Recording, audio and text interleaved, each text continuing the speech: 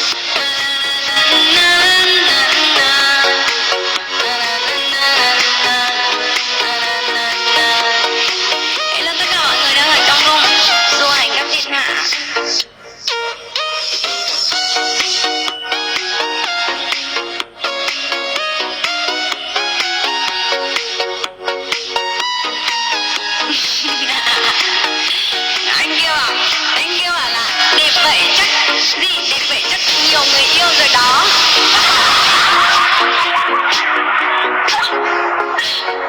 Ủa sao cứ đều là nhiều người yêu hả? Biết đâu đều xong vô duyên không ai đều yêu thì sao? Đừng để thời gian bên nhau là thói quen, là ở cạnh bên nhưng rất xa xôi. Từng ngày cảm giác trong tim cứ thế phải đi, lạc nhau ta đâu có hay. Đừng để yêu thương kia giờ là nỗi đau, cô đơn về nơi cánh bóng ai, dành tất cả thanh xuân để thương một người, giờ chỉ còn trong giấc mơ.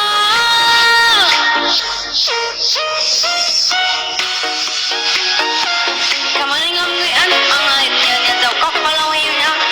Bao giờ mới đến được 700k follow nhỉ? Xa quá. Hello mọi người.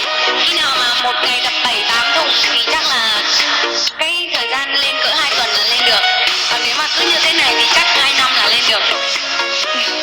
Hello anh Mr. Heo.